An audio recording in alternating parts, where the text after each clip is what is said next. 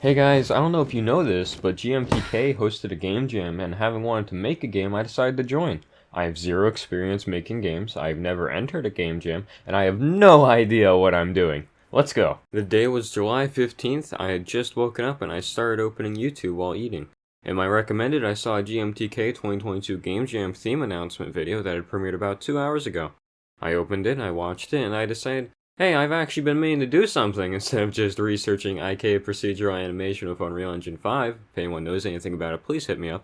So this might be the perfect chance for me to actually stop procrastinating and make something. And with that thought, I had made up my mind. I was going to enter my very first game jam. I decided I'd worry about how I'd be submitting my game later. This would be including making the itch.io account, building/compiling the game, uploading it to the web page for the game, etc. You know, the submitting part about making a game in a game jam. Having watched Vim work, I decided to take their approach to coming up with ideas and made a blank Google Doc for me to brainstorm ideas for what amazing game I'd create and theme. Let's roll the dice, right? So I'm thinking you have to dice something while it's rolling. And then boom. That's the joke. In case you can't read or hear, I decided to make a cooking game where you're a chef on a boat that rocks back and forth, causing you to have to dice rolling objects. It's funny. I have the game in my mind, okay? I can see it there. It's got... There's no character model, right? You're on a ship, and you're in, like, the cooking like, the under bit of the ship, the cooking area. You got a chopping board, you got a boiling pot of water to your left, and then the ship rocks back and forth, so while you're trying to chop things, and you have to do it, or else the captain's gonna get mad at you because you have a certain amount of time, because, like, of a banquet or something. Like, you have to, there's, like, a timer for how quickly you have to get the stew ready, and since the ship is rocking, the vegetables are rolling, and it's harder to dice them, so you have to dice the vegetables in time, and then maybe we could, like, I don't know. We could make it a three-course game. You got your breakfast, you got your lunch, and you got your dinner, and then you got your dessert.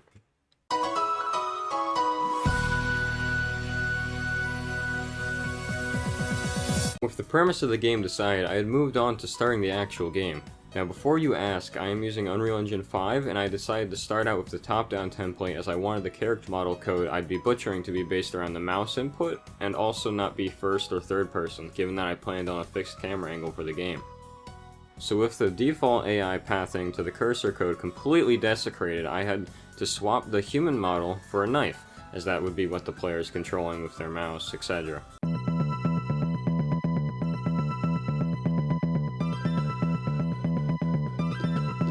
Oh my god, that was so fast. Okay, so I guess the next thing I should be making would be the level that the player plays in, so I can, like, design the player control. Oh, really? Again? Wow. Look at him go. Bro, he's gaming right now. Look at it go, it moves. Hey guys, look, it moves. Look, I got a knife moving.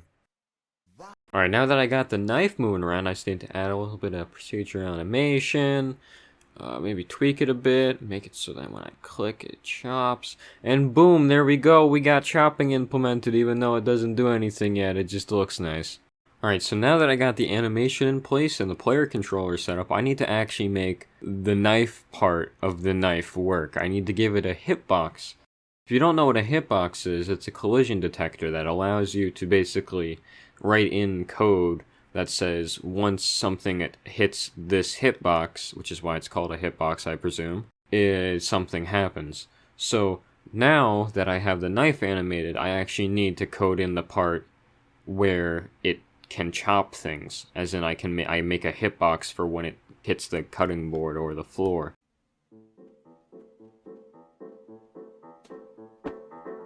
That's alright. It can be bigger though. It can be a little bit bigger. Compile, save. One more. Control, save. There we go. Now that's what I like to see. Ooh. Okay. Let's have it run on this actor instead.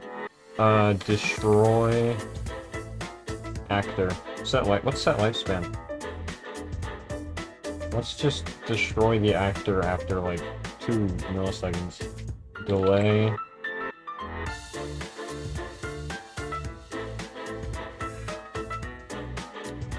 Like, not that long, but you know what I mean, like 0, 0, 0. Let's see if that works.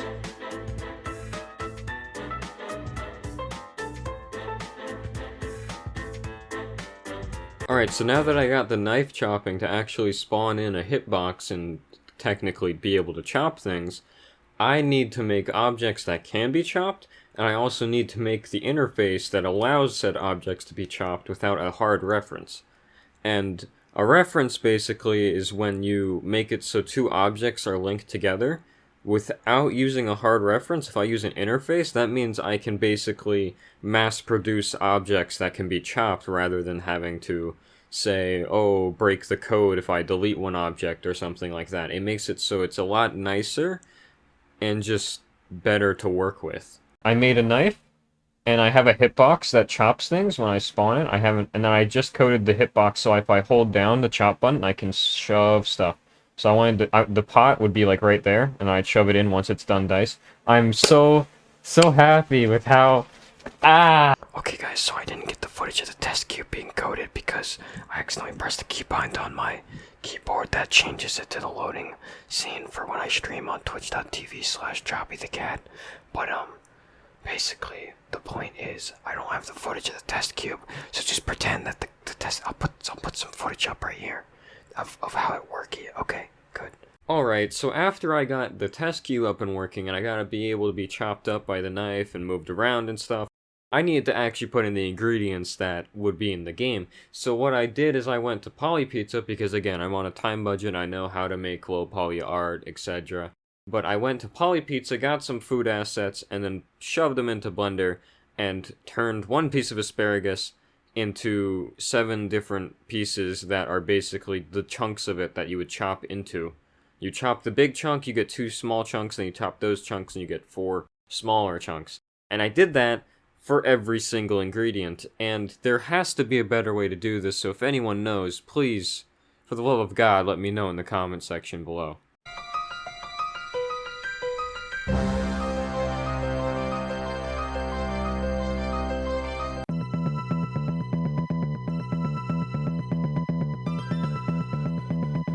So now, you go up to the onion.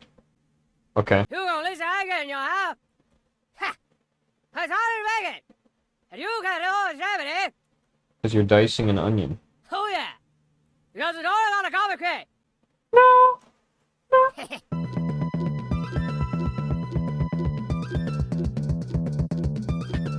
No! I cut it into asparagus, guys.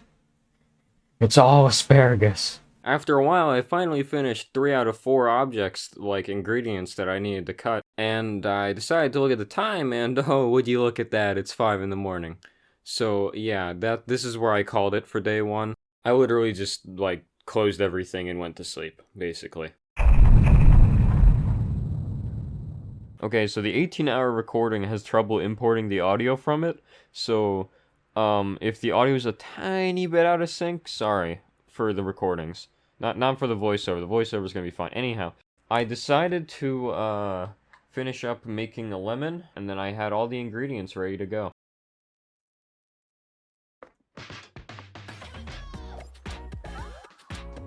One simple but brilliant trick to cool your home in 90 seconds. I'm Joey, and I'm one of the 30 AI voice rooms. During summer, this genius way to cool your home in 90 seconds. Is taking over the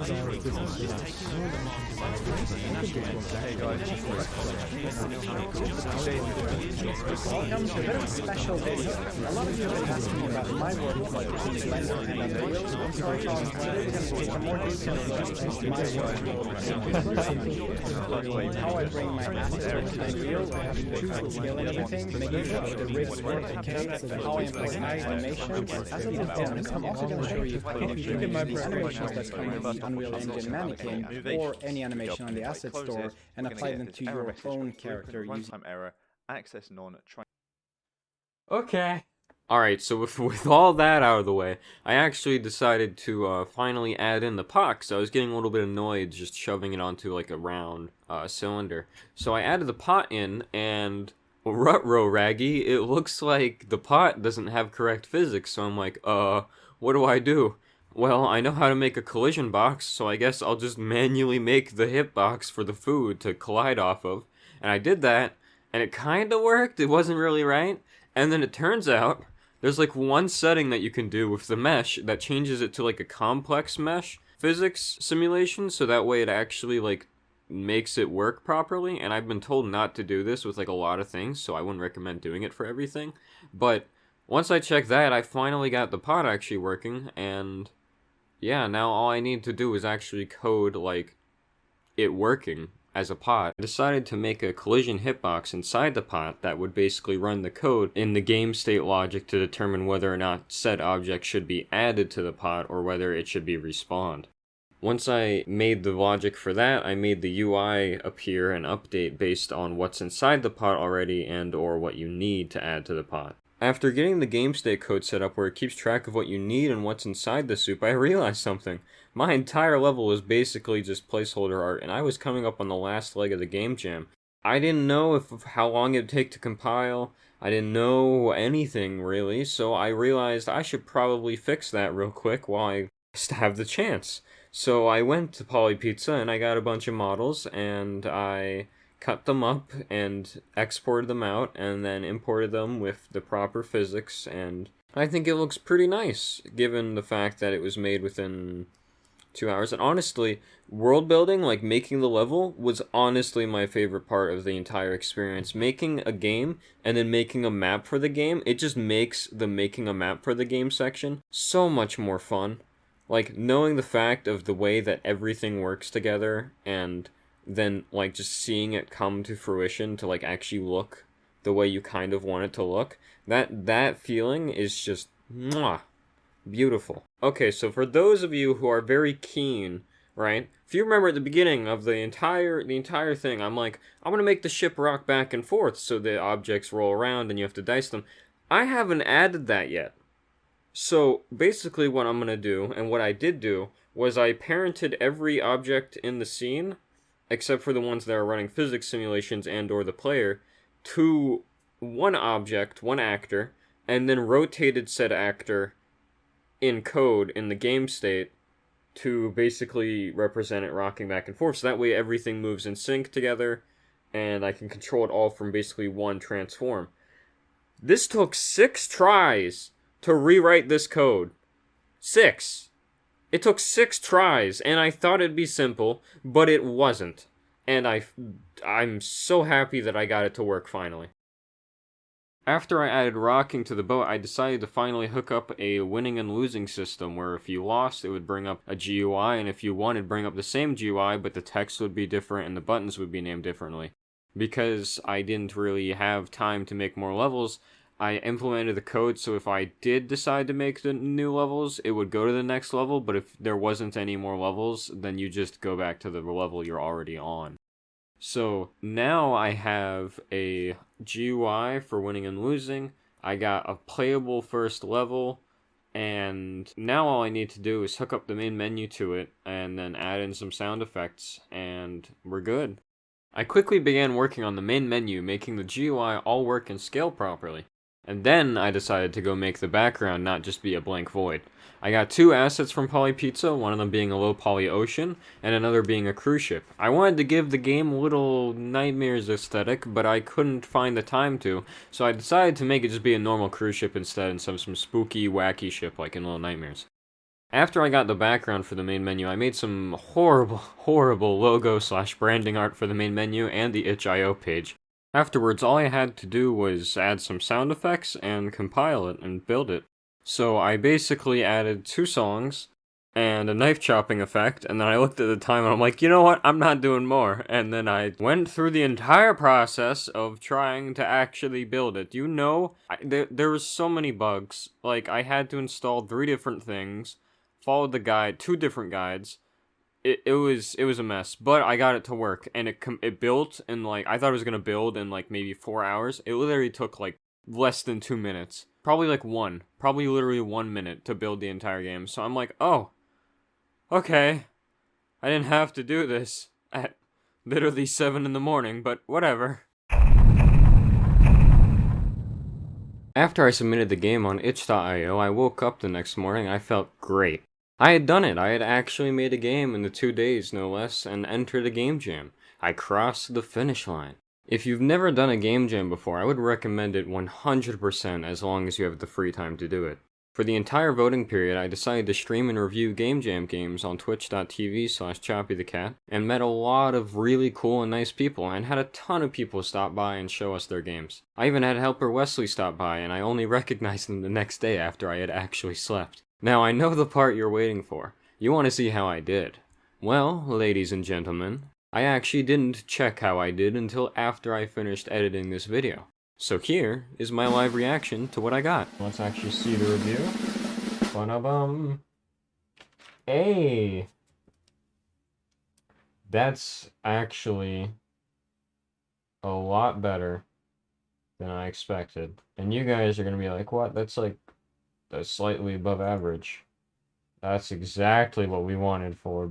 Let's go.